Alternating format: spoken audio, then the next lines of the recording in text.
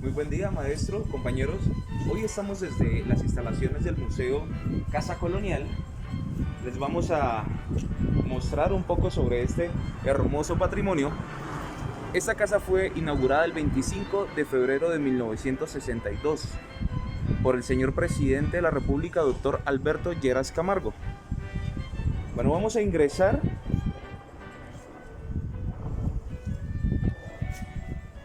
Esta casa fue donada al municipio. Pues no hay muchos registros. Se dice que fue donada por una familia de la época, pero según los registros catastrales, aparece que el municipio sí pagó por la vivienda, pero un valor muy mínimo. Se conoce coloquialmente como a precio de huevo la compra de este bien inmueble. Entonces aquí tenemos una representación de las estatuas de San Agustín, del área de los Opitas. Bienvenidos. Bueno, de antemano quiero pedirles disculpas por la rapidez de las tomas, porque este es un espacio que está dedicado a la academia, a la visita también de turistas y de propios de la región. Entonces, pues los espacios de tiempo son un tanto limitados. En este momento también se están haciendo unos talleres, entonces por eso pues vamos a hacer la actividad un poco rápido. Bueno, aquí cabe resaltar algo: la infraestructura. Estas paredes son hechas en tapia pisada. Las paredes de la parte exterior son de aproximadamente de 72 centímetros de grosor. Las paredes internas están alrededor de 65 centímetros. Son unas paredes muy gruesas. Eso es una gran característica de la infraestructura colonial. Es una manera fácil de poder reconocer cuáles son estas casas antiguas. Los pisos son de ladrillo elaborados en arcilla por artesanos de la época. Entonces aquí podemos ver un poco más sobre el trabajo manual de nuestros antiguos artesanos.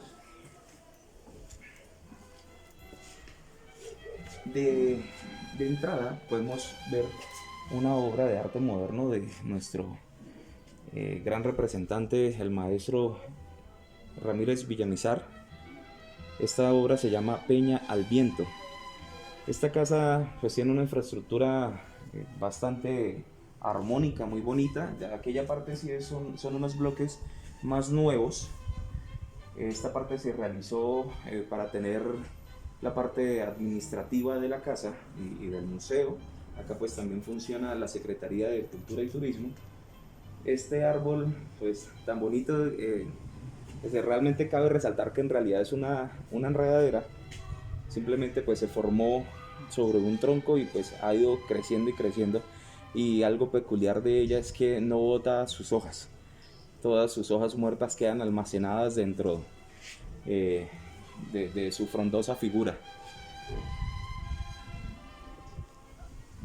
Bueno, aquí hay una muy bonita información y que resalta la importancia de la mujer en los oficios educativos, artísticos.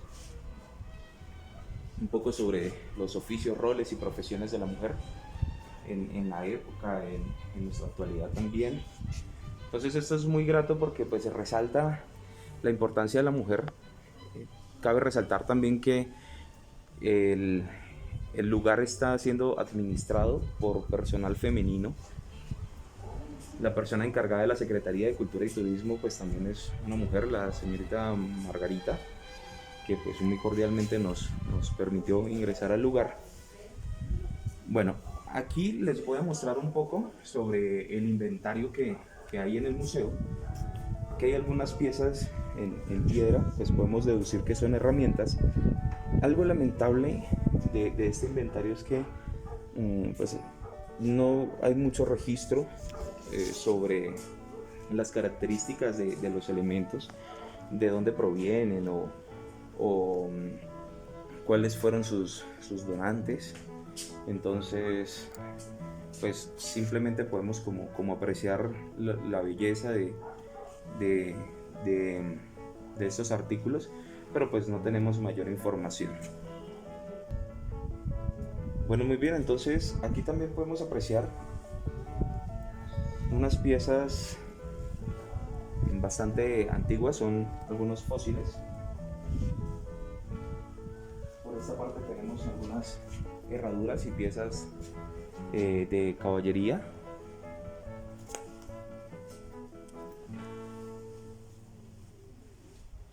Sigan, por favor.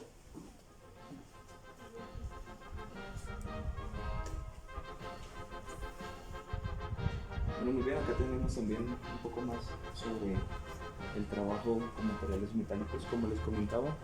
Una parte pues, lamentable de todo este proceso de curaduría es que pues, no se tiene mucha información sobre los artículos. Podemos apreciarlos visualmente, pero no hay una ficha técnica. Allí tenemos un carruaje de la época colonial también, muy bello, que pues se ha tratado de ir restaurando. Ahora vamos a pasar a las diferentes salas, son 3 salas que componen esta exposición. Disculpen que les dé la espalda.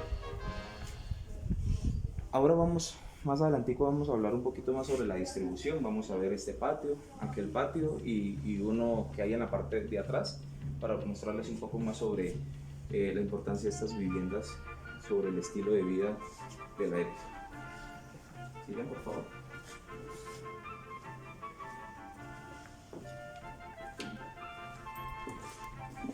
Bueno, esta primera sala conmemora más todos los utensilios de los pueblos indígenas, de nuestros ancestros. Resalta su importancia, su estilo de vida, su arte, su hermoso arte. Aquí podemos apreciar un poco sobre su trabajo en arcilla.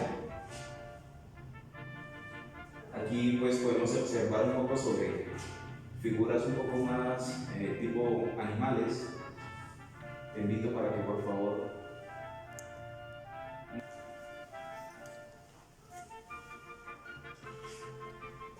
Bueno, muy bien, aquí tenemos un poco sobre las piezas de caza. ¿Sí? Tenemos algunas piezas de lanza, flechas, arcos, un poco sobre su trabajo con sus vestiduras, sus telas, así llamarlo. Estas piezas son de los grupos étnicos Tuneu, Emberá. Aquí también hay piezas de la cultura Arhuaca. Todos estos grupos étnicos que pues son parte de nuestra historia. Bueno, ahora vamos a pasar a la segunda sala. Bueno, la invitación realmente de todos estos procesos de museología y museografía es poder rescatar nuestra historia y poderla compartir a nuestras nuevas generaciones. Hoy estoy en compañía de mi familia, tengo a mi hijo. Él desde hacía tiempo estaba bastante interesado por venir a conocer el museo y es importante que podamos rescatar toda esta información y podamos crear este gusto en nuestros hijos para que en las futuras generaciones sepan de dónde provienen, sepan de lo hermoso que ha sido nuestro proceso cultural, nuestro proceso de civilización, cómo ha venido evolucionando nuestra historia. Esta parte está dedicada un poco más pues como al desarrollo de la aviación, de la parte armamentística, la parte militar. Aquí podemos observar placas conmemorativas en honor a Camilo Daza. Este es un pamplonés que se convirtió en el primer colombiano en pilotar un avión. Él es brigadier general honorario. Estas piezas que hay en la parte de arriba son parte de sus aeronaves. Por acá podemos observar un uniforme, parte también de una hélice. Este es su rostro, su fotografía cuando joven. Bueno, en esta parte, aquí hablamos de un expresidente colombiano, González Valencia. Este personaje es oriundo de Chitagá, falleció en la ciudad de Pamplona y fue presidente aproximadamente durante un año, más o menos. Entonces acá tenemos un poco sobre sus insignias. En los libros históricos hay algo sobre su información, aunque pues esta es una historia mucho más reciente, entonces pues está más al alcance de todos nosotros. Este personaje es el general Leonardo Canal. Es un general pamplonés, netamente pamplonés. Lamentablemente pues no tenemos como mucho conocimiento sobre él pues en nuestro entorno actual, ¿sí? Pues si googleamos vamos a encontrar obviamente información sobre él, pero lo triste es que dentro del ámbito pamplonés pues se desconoce que tenemos un general bastante importante de la época. Este general fue parte del Partido Conservador para la época de los 1000 días. Entonces, pues, es bastante importante para la época si recordamos todo lo que acontece en el tema de la Guerra de los 1000 días. Sobre lo que mirábamos en la clase de historia, acá hay unos elementos bastante importantes por rescatar, que volvemos al tema inicial. Lamentablemente no se tiene mucho conocimiento sobre ellos. Son estos fusiles y bayonetas. Acá tenemos dos expuestas, pero otras, como podemos observar, pues aún están pues como en el proceso de encontrar un lugar más idóneo. Estas armas son de fabricación francesa. Estas armas datan de alrededor del año de 1840. Entonces, si hacemos memoria de las fechas, pues realmente estas armas vienen siendo relativamente a la época de todo el proceso de independencia que vivimos aquí en nuestro territorio.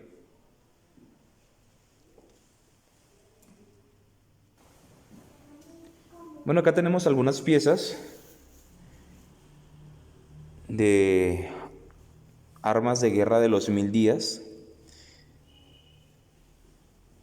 Estas sillas de montar se atribuyen a José Antonio Anzoátegui del siglo XVIII, que en el otro video que les invito a ver, pues se habla un poco más sobre él. Entonces, volviendo al tema de estas armas, fueron usadas en la batalla de Palo Negro, Santander, en la Guerra de los 1000 días. Esta batalla fue la más importante de aquella guerra. Bueno, acá tenemos otra pieza bastante interesante. Seguimos a esta tercera y última sala. Esta ya está un poco más dedicada al arte religioso, una obra de dimensiones bastante grandes. Lamentablemente el paso del tiempo ha dejado su huella. Encontramos también aquí partes de retablos, como veíamos en clases pasadas. Estos retablos son hechos en madera. En algunos casos pues, había presencia de láminas de oro, ¿sí? Según la importancia del templo y pues de sus donantes, ¿no? Aquí también podemos encontrar otras piezas religiosas, una figura de San Francisco, un cirio con base y un niño Jesús de Praga. Es importantísimo ver las imágenes de los franciscanos, porque recordemos que nuestra catedral es basada en la comunidad de Santa Clara. Bueno, esto es un misal romano del siglo XIX. Con esto era que se daban las misas, está en latín. Y retomando la información sobre los franciscanos, pues la comunidad de Santa Clara está basada en la ideología de San Francisco, entonces por eso es tan importante en nuestra historia religiosa y pues también cultural, porque la parte religiosa ha sido bastante vital en todo nuestro proceso cultural. Unas otras piezas de hierro, más arte religioso.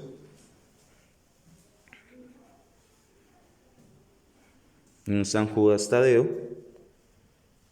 y un Niño Dios del siglo XVII. Bueno, ahora les voy a mostrar un poco sobre la distribución de la casa. Estas eran las salas de habitación. Y vamos a observar un poco sobre la distribución de sus patios, el porqué de sus puertas y de sus pasillos, porque todo esto tenía una razón de ser. Bueno, muy bien, estamos en uno de los patios de la vivienda. Acá podemos observar un pasillo en piedra. Este era el paso de las mulas, ¿sí? Como estas son propiedades, son casas de antiguas haciendas, pues era necesario el paso del personal por dentro de la casa hacia el último patio. Allí podemos observar la puerta de entrada, son puertas grandes, su piso en piedra. Esto es un mural conmemorativo a todo lo que hace parte de nuestra historia del Valle del Espíritu Santo, como éramos conocidos para la época, porque se decía que el Espíritu Santo se movía por todo el pueblo, entre la neblina y su inmenso frío. Bueno, aquella puerta es bastante curiosa, ahora vamos a hablar un poco sobre ella. No sé si por cuestiones de video se puede observar bien, pero es mucho más pequeña que la puerta de la entrada y eso tiene una razón de ser. Bueno, entonces, como les mencionaba, estamos acá también en un proceso académico. Estos espacios se aprovechan para todos los procesos culturales. Aquí podemos también observar una placa conmemorativa al juramento del comunero, como hablábamos pues en todo nuestro proceso de historia.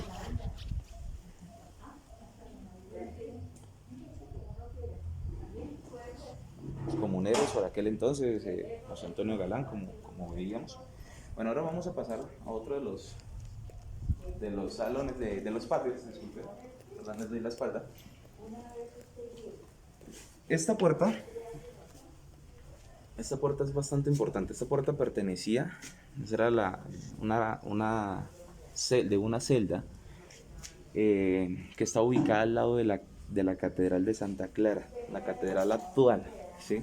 Porque como mencionábamos en el otro video del Museo Anzoátegui, pues la catedral actual, la Catedral de Santa Clara, en su ubicación ahí en el parque, es la nueva ubicación luego del terremoto que ocurrió muchos años atrás aquí en la región de Pamplona.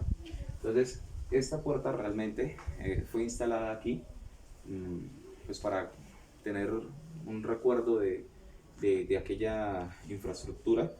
Pues hay algunas piezas antiguas, tal vez no tan antiguas, pero sí que conmemoran un poco pues el estilo de vida de nuestros antepasados. Bueno, entonces aquí podemos ver este otro patio. Vamos a pasar al patio de atrás. Nos encontramos en el patio trasero, pero aquí quiero mencionar nuevamente la puerta que les mostrábamos hace unos minutos, una puerta bastante pequeña. Entonces, por este pasillo, ¿sí? Bien allá al frente, entraban las mulas con los esclavos, el personal, les ingresaban. Y aquí en esta parte, como en muchas casas antiguas, al igual que en la casa Anzoátegui, por esa puerta tenían que pasar los esclavos y hacer reverencia, porque pues como bien sabemos, ellos estaban pues bajo pues, sí, el mandato de sus dueños. Entonces era una falta de respeto ingresar y no hacer reverencia a sus dueños y a su casa. Entonces por eso es que son puertas mucho más bajas que las del inicio, porque deben por obligación hacer la reverencia. Recordemos que pues, son personas bastante altas, porque son personas que provienen del África, ¿sí? Entonces por su raza son mucho más grandes, más altos. Entonces por eso era necesario hacer estas puertas de ese tamaño, para que necesariamente tuvieran que hacer la reverencia. Bueno, estas piezas son pertenecientes al antiguo seminario, monasterio que estaba ubicada donde actualmente está el Hotel Cariongo. Sí, son algunas columnas y la pila que se manejaba en aquel lugar. Están en un proceso de limpieza, como les mencionaba, pues se está tratando de cuidar el espacio lo mejor posible. Este patio aquí, para nuestro entorno actual, es un patio bastante amplio, ¿sí?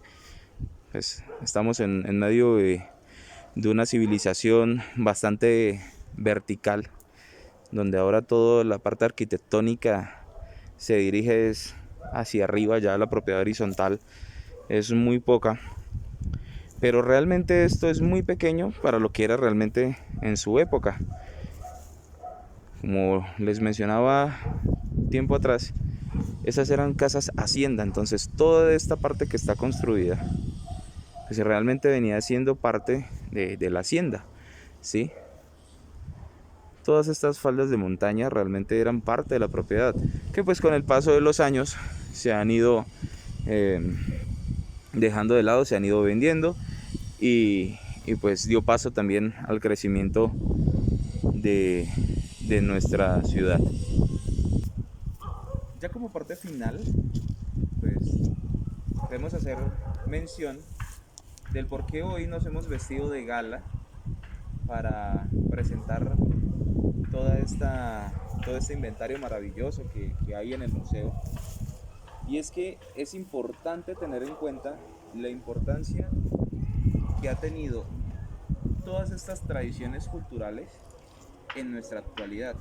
Recordábamos que, por ejemplo, en el proceso de la expedición botánica y el trabajo sobre la quina, les mencionaba unas clases atrás que hoy en día la quina se sigue trabajando y está presente dentro de medicamentos que se usan hoy en día en medio de esta pandemia que a todos nos ha afectado.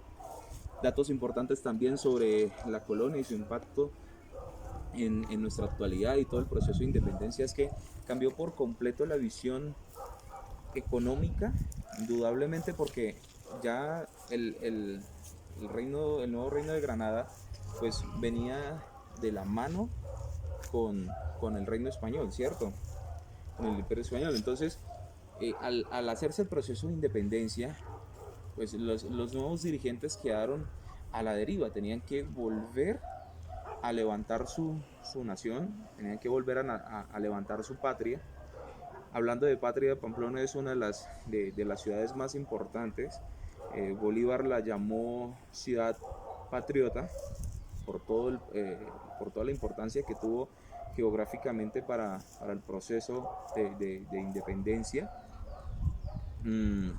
Políticamente su importancia, ¿por qué? Porque ya no estamos bajo el mando de extranjeros, sino que aquí mismo hacemos nuestras leyes, aquí mismo se vive el proceso de democracia, o se trata de vivir el proceso de democracia como en algún momento lo quiso nuestro libertador.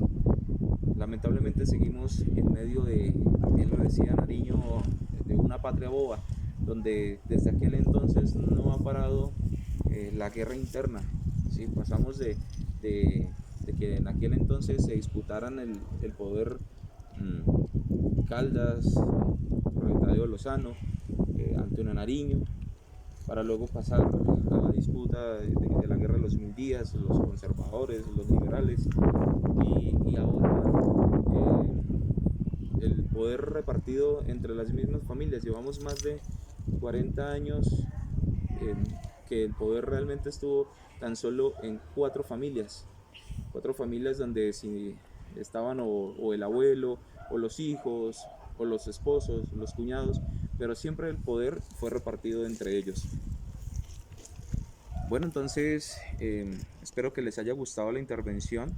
Los invito a ver el otro video que se realizó en la casa Anzoátegui en compañía de un maestro bastante interesante, proviene de Venezuela, con muchísimo conocimiento, muy amable, que nos permitió entrar y hablarnos un poco más sobre la historia de Anzoátegui, del general Anzoátegui en todo el proceso de independencia.